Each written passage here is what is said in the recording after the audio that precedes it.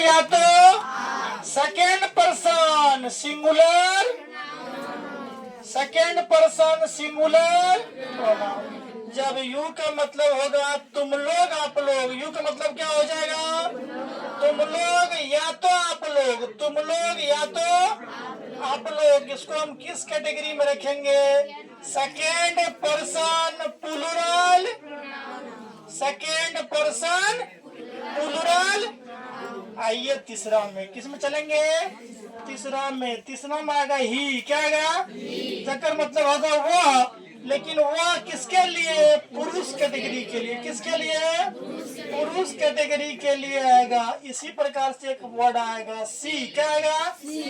इसका भी मतलब होता है वह, लेकिन किसके लिए? स्त्री कैटेगरी के लिए। किसके लिए? स्त्री कैटेगरी के लिए। साथ ही साथ एक वर्ड और पढ़ना पड़ता है, यह। इट। क्या पढ़ना पड़ता है? इट का मतलब कभी कभी होता है यह। क्या होता है? कभी कभी होता है वह। किस कभी कभी क्या होता है? यह। कभी कभी क्या होता है? वह। साथ ही साथ छोटका छोटका जीव जंतु किसके लिए? जब मच्छर आ गया, मच्छर के लिए क्या चीज का प्रयोग करेंगे रे? छोटा कीड़ा मकोड़ा आ गया, क्या चीज का प्रयोग करेंगे? क्या चीज का प्रयोग करेंगे? ईट। छोटे छोटे जीव जंतु के लिए लिख दीजिए। क्या चीज के लिख लिए? जीव जंतु के लिए लिखिए। क्या लिखे? अब एक बात बताओ, एक वर्ड निकालो बॉय। बॉय से क्या निकालिए? ही किसी ही निकालेंगे। मान लीजिए यहाँ लिखल है राम, राम से क्या निकालिएगा? ही किसी। यहाँ गौर लिखल है ही किसी। सीता लिखल है, क्या निकालिएगा? गीता लिखल है, क्या निकालिएगा? गौ लिखल है, क्या निकालिएगा? बैल लिखल है, क्या निकालिएगा? यहाँ तक कोई समस्या? अगली वर्ड में आ जाइए तो ही, सी, इट तीनों को कहेंगे थर्ड पर्सन कैसा प्रोनाउन? Singular pronoun. क्या कहेंगे? भारी है। ये तीनों का प्लूरल होता है दे। क्या होता है? दे मतलब वे लोग। दे मतलब, दे मतलब क्या होता है? वे लोग। दे मतलब क्या होता है? तो थर्ड पर्सन का कैसा प्रोनाउन? प्लूरल। यहाँ तक कई समस्या है तो बोल। मेरे पास प्रोनाउन हम लोग आएगा तो प्लूरल प्रोनाउन करेगा, कहलाएगा क्या चीज का? फर्स्ट पर्सन का। यू का मतलब जब तुम या आप आएगा तो सेकेंड पर्सन का सिंगुलर प्रोनाउन कहलाएगा।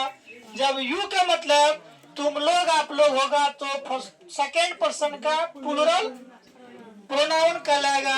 जब थर्ड पर्सन ही आ जाए तो वह कहलाएगा पुरुष कैटेगरी के लिए। सी आ जाएगा तो वह कहलाएगा स्त्री कैटेगरी के लिए। ईट आएगा तो यह वह दोनों कहलाएगा। किसके लिए? निर्जीव के लिए और साथ ही साथ छोटका छोटका जीव जंतु के लिए। किसके लिए? मार्कर है, छोटा मार्कर है, इसके लिए ईट प्रयोग करेंगे। में जान है। मच्छर आएगा उसके लिए क्या प्रयोग करेंगे? चींटी आएगा, क्या प्रयोग करेंगे? जान भी है उनमें की, तब पर भी हम क्या चीज का प्रयोग करेंगे? ईट का। तो ही, सी, ईट तीनों को एक साथ में हम क्या कह सकते हैं? थर्ड पर्सन कैसा प्रोनाउन?